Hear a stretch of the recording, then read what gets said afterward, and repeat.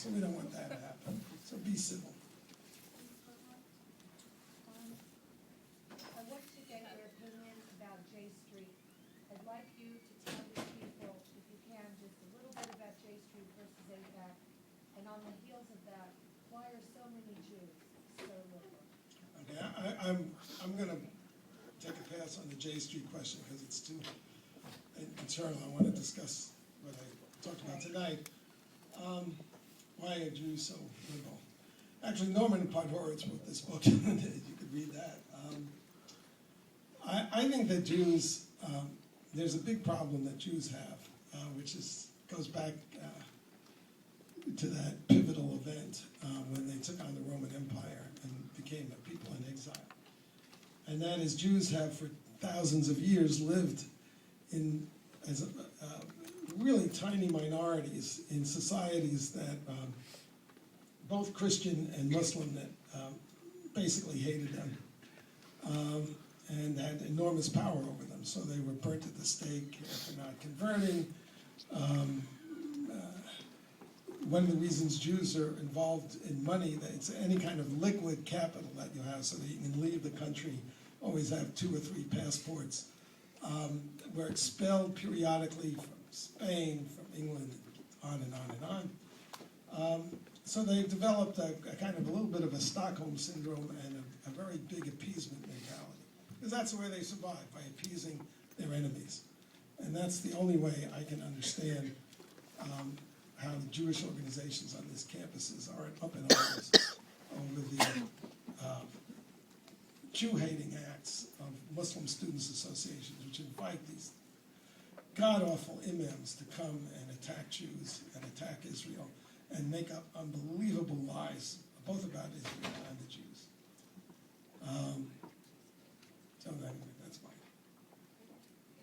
Across town at a wonderful university on the west side, MSA, the organization you wrote about, has a student newspaper, and in '98 they had an editorial saying that it was the duty of MSA members to defend our brother Osama bin Laden, who's been smeared by the U.S. government. My question is, what role does the student press play in the war against Israel and the Jews? Well, the Trojan has just covered itself in disgrace this week.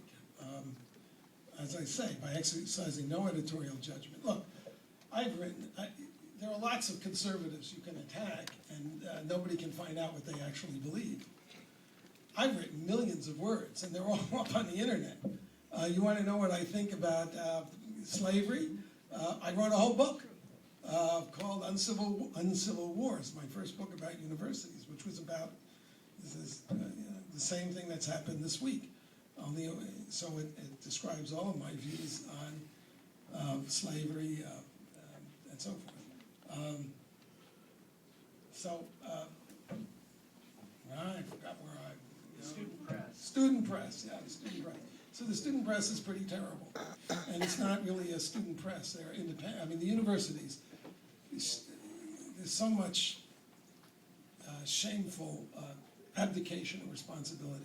Universities some 20 or 30 years ago, because they were always, students will be students, so you have to deal with the problem that students don't always exercise good judgment, that they print outrageous stuff. To absolve themselves of responsibility, they allowed these student presses to become independent. They're not independent.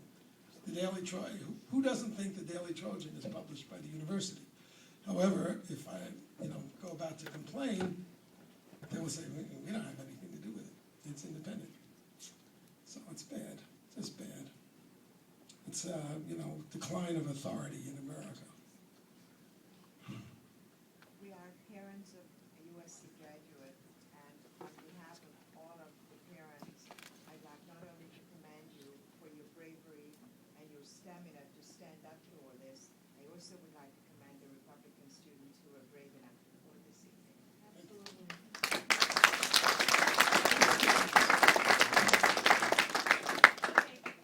So earlier you said that you thought it was genocidal for Muslims to not want Israel to be a Jewish state.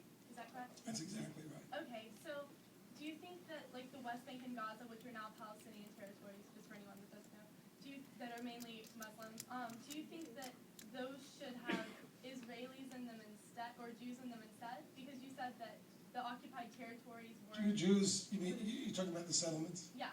Yeah, well, there are 1 million Arabs settled in Israel. Okay. The only reason that the settlements are an issue, the Arabs object to, is because they're racists. That is the only reason. There's no reason. Why couldn't I'll tell you about Gaza. There were 7,000 Jews, 7,500 Jews living in Gaza.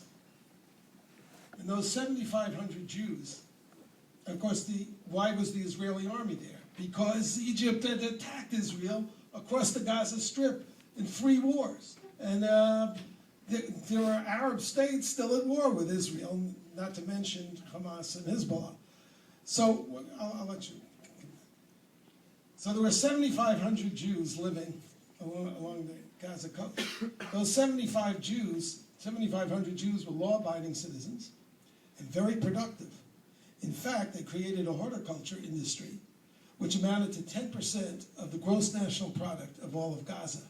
10% of the gross national product by 7,500 Jews among 1,200,000 Arabs.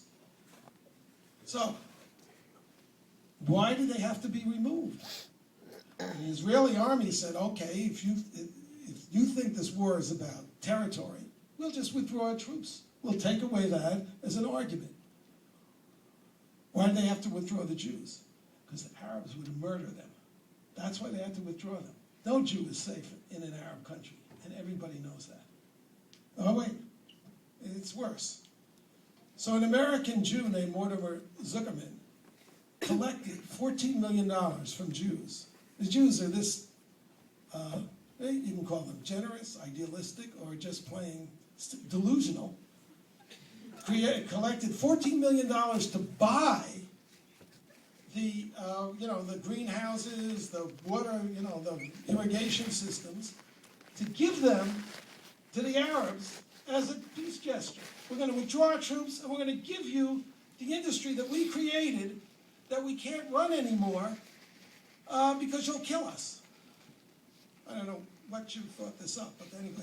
Okay, so they gave them $14 million, and they bought it for them. On the day the Israelis left, Hamas destroyed the greenhouses, destroyed 10% of the gross national product of one of the poorest areas in the world. And I'll tell you something, when the Jews ran the West Bank, it had one of the most booming economies. It has total decline since the PLO took it over. You want to talk about the oppression of the Palestinians, it's the PLO and Hamas that are oppressing them. They would be rich. Nothing more self-destructive than what the Arab states did. The Jews made the desert bloom. They were embarrassed because if you add up all the gross national products of the Middle East and you take of the Arab states in the Middle East, 300 million people, and you take away the oil,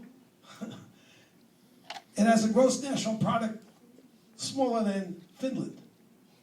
And the Jews, the most creative people in the world, came in there and offered to make the whole damn region bloom. And what did the Arabs do? They declared war on them because they can't stand to have another people in their midst on 0.2% of the total landmass of the Middle East. How disgusting is that? Now, come back. Well, I'm not going to, debate, the issues of the Israel-Palestine conflict just because there are a lot of different interpretations. But, yeah, but there's only one set of facts. Do you not You can have all the interpretations you want. think that asking, or that saying that the Jews should have access to all of the West Bank and Gaza, do you not think that saying that those should be Jewish land is just as much of a Who says that? as- The Jews are giving that up. The Jews, it's just, look, it's having a settlement inside another country. The Arabs are Nazis. They are Nazis. They wanted Judenrein, no Jews. Sure, I mean, in my view, look, there is a Palestinian state. 80% Palestinian, 70% Palestinian.